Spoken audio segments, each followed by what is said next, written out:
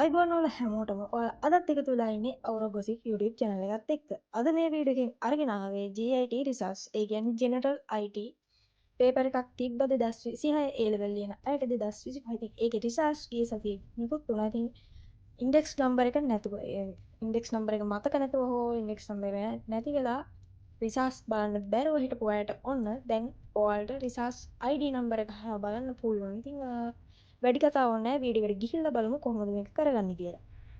හරි ඉතින් ඔයාලා මේකේ ඔයාලා ඉන්ටර්නෙට් යන වෙබ් බ්‍රවුසර් එකක් ඕපන් කරගන්න. වෙබ් බ්‍රවුසර් එක ඕපන් කරගෙන www.donex.lk කියලා සර්ච් කරගන්න. සර්ච් කරගෙන මෙයාලගෙන් අධ්‍යාපන දෙපාර්තමේන්තුවේ නිල වෙබ් අඩවියට යන්න. ගියාට පස්සේ පොඩ්ඩක් පල්ලෙහාට ගිහිල්ලා බලන්න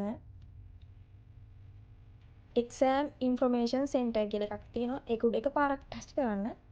ටච් කරාට පස්සේ මේ වගේ ඉන්ටර්ෆේස් එකකට තමයි එන්නේ. මෙතනින් ඔයාලා රෙජිස්ටර් කියන එක දෙන්න. රෙජිස්ටර් දීලා ඔයාගේ නම, ඩෙන්ටිටි නම්බර් එක, මොබයිල් නම්බර් එකක් සහ ඊමේල් එකක් දෙන්න. ඒක දුන්නාට පස්සේ ඔයාගේ මෙතන ටික් එක දාලා ඇග්‍රී වෙනවයි කියලා රෙජිස්ටර් කියන එක දෙන්න. ඊට පස්සේ ඔයාගේ ෆෝන් නම්බර් එකට OTP කෝඩ් එකක් ඒ කෝඩ් එක දුන්නාට පස්සේ ඔයාගේ සයිට් එකට යන්න පුළුවන්.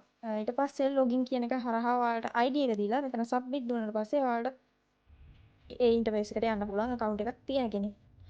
ඊට පස්සේ මේ වගේ OTP එක දුන්නට පස්සේ මේ වගේ ඉන්ටර්ෆේස් එක තමයි ඔයා වැටෙන්නේ. මෙතනින් තෝරන්න GIT exam 2025 කියන එක.